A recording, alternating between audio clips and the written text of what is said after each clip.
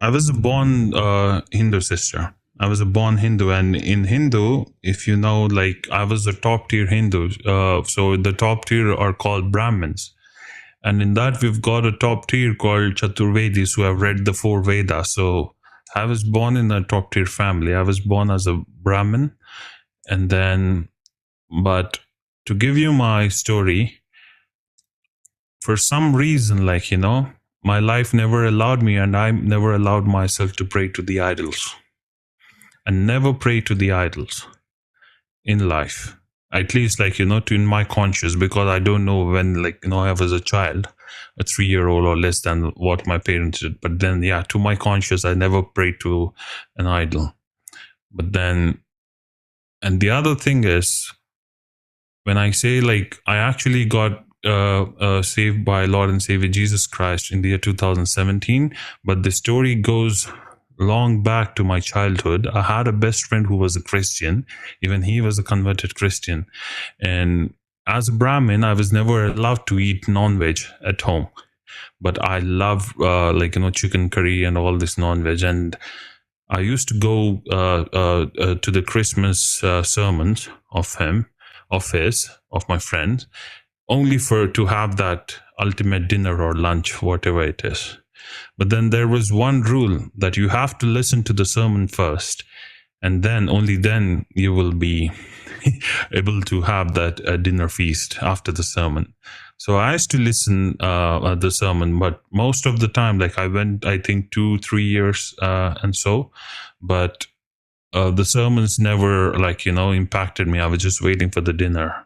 But it was, I think, during my inter or during my graduation or something, I heard a message, and it made an impact in my life. It was talking about all these daily things. The pastor was talking about all these daily morals and stuff, and then it started impacting my life seriously. So I already was not praying to the idols, but then I heard this sermon, and now my faith became strong, but not in not in Jesus Christ, or not in the God mentioned in the Bible, but I knew that there is a creator.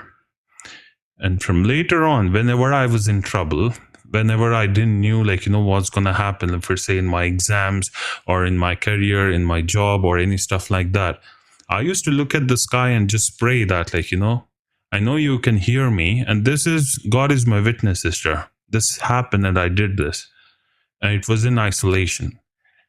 I used to look at the sky and I used to pray to God saying, take care of this. I'm really troubled. I don't know what's going to happen. And especially during my career time, wherein there was a lot of competition, I didn't know how to find a job, whether I'll be able to support myself, my career or not. And whenever I prayed, God helped me with it. God literally helped me with it. And then in the year, I think 2016, I met a pastor of a church. His name is Pastor Manohar. He is a pastor. He's still there. He's a pastor in my area. And for some reason, I thought, let's go for a Bible school. I mean, what's there? Let me learn more about it. My friend was not there with me till then. My school friend, who was a Christian, he was somewhere. He got his career set. But something dragged me to the pastor, and he started preaching message, and I got many doubts. And the very first doubt I got was, Pastor, where is the Eden Garden? Like you mentioned Eden Garden in Genesis. Where is the Eden Garden? Now, I mean, I was curious as to where is this holy place where God banished Adam and Eve from. And my pastor said, because you're banished, you have no access to it. You cannot see it. But did God take it? And he was like, it's not mentioned in the Bible, so I cannot tell you. But you're banished. So you don't have access to it, so that's the reason you don't see it. I'm like, okay. And then I've got this multiple questions, but not a lot. But then again, we got into the New Testament. He actually started with the book of John, and then all these gospels from Matthew and so on. And then then I realized that the morals in the Bible actually align to like, the daily life, like, even the Constitution of India, at that point when I gave it a thought, it's based on most of this morals. So I was like, of course, why not? I mean, I'm anyways not praying to the idols. I'm looking at the sky and I'm praying to the sky, and whatever I wished for, I have good health, I have a good job, I have, like, good knowledge of what I'm doing. So something has definitely guided me. Why not give this one a try? But I just got into it, and I was like, I completely understand, Pastor, but then I understood the message. I'm not questioning the Bible, but I might need to develop my faith. But he was like, do you believe Jesus is God? That's what he asked. I said, yes, I believe in him. And then, yeah, like he checked with that. I was very truthful, and he's like, okay. And then I got baptized. And I think it was in 2017 around Feb or Jan, I got baptized during those months. And there you go, I was a whole new person. And then I married a Christian a girl. She's my wife. And then my parents were not ready. My parents were planning something else for me. They were planning, what do you say, arranged marriage for me with the people, like, in the interfaith marriage. And I am like, I literally, even now, I shit in my pants when my dad tells me something, orders me something, or like, it's that kind of relation I have with my dad. But for some reason, I went against them. I knew I have to, like, stick to my faith, and that's only possible if I build my values, my future around my faith now. And then there you go. I got my wife, and I like, she is very spiritual. I won't say she's very spiritual, but when it comes to the Bible, when it comes to praying, she prays a lot. She goes to church. She's always the bookish person to the Bible. She doesn't even like me talking on TikTok, like talking rude to people. She's that way. And I thought it's only her, but God blessed me with another amazing person, a guide to me, who's my mother-in-law, my wife's mother. So there was a point in time, like, wherein I had many questions. I used to go to church. I used to see people like doing the same thing, like, talking about money, status, who is going to be first, who is going to sing the choir, who is going to do this, who is going to do that. And that's what made me concerned, because I've seen the same things happening in my previous faith, which I was born into. And then I asked my mother-in-law one day, like, why are people doing this? I mean, I thought, like, like everything is going to be good, because my belief was the God you follow, you live like that, you become like that. But then my mother-in-law told me that whatever you're seeing here, she calls me son, yeah, whatever you see here, in Hindi it's called beta. So whatever you're seeing here, just go and read the Bible again in the New Testament and see if Jesus Christ asked you to do all this. Just go read the Bible and see if Jesus Christ actually told you to do all this, like, be number one, be that, be this, and all this worldly thing. And my question was completely gone. And that's the second phase of my life wherein I developed my faith more in Lord. So till then, my focus was on the people. I was going, like, how the people behave. That's how the religion is going to be. But then when I read the Bible with that perspective, it became completely clear to me that, yeah, this is something else. This is far more than what I thought. And I got closer to Jesus Christ. But because I stick to him, and I accepted him as Lord, and I always ask questions, he's guiding me towards him now. He's guiding me towards the scripture now of what he told. And he's developing that phase of faith in my life, like, to get closer and closer to him. So it's a gradual process. Amen, brother. That got So me here. when you did gave your life to Christ, did you feel some difference in your being, in your spirituality, in that because we have the accounts of people who become Christian, a lot of them speak of to be free. They become free, and the change happen in their life that they don't desire the certain things anymore. Did you observe such a change? Sister, I was a smoker for past 15 years. I was a chain smoker for past 15 years. My wife lost hope in me. She lost hope in me. She lost commenting on me anything or stopping me to do anything. She just prayed, sister. She just kept praying about it.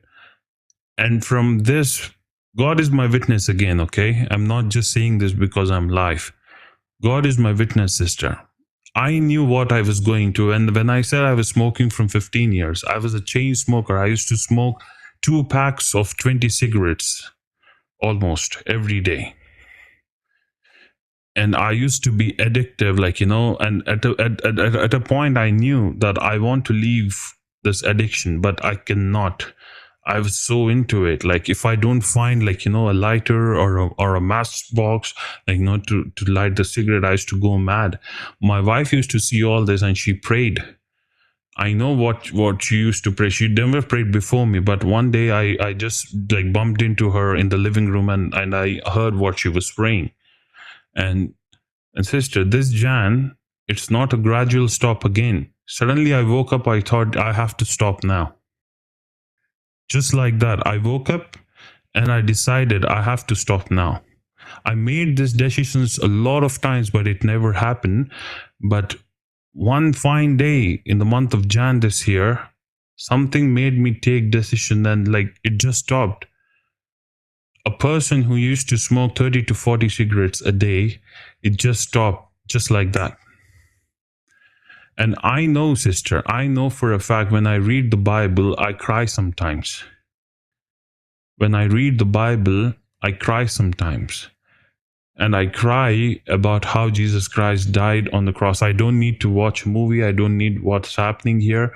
I mean, whenever I read something that Jesus Christ has done for us, and when I read the Old Testament and New Testament, it's a complete different scenario of what I got into and what I am now today. I mean, even the beauty of it makes me emotional.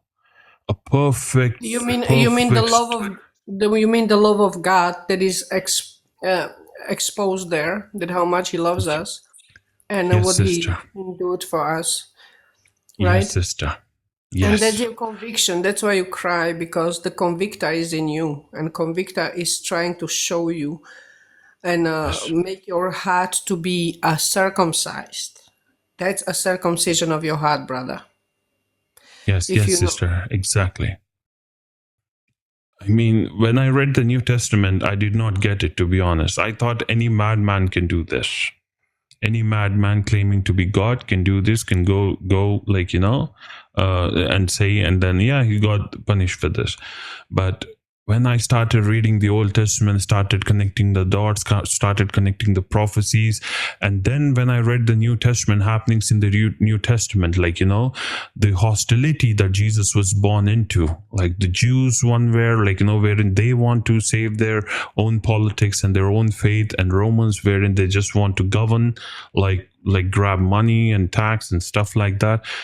And this person called Jesus was one person there who, through peace, through his miracles, he changed the entire world.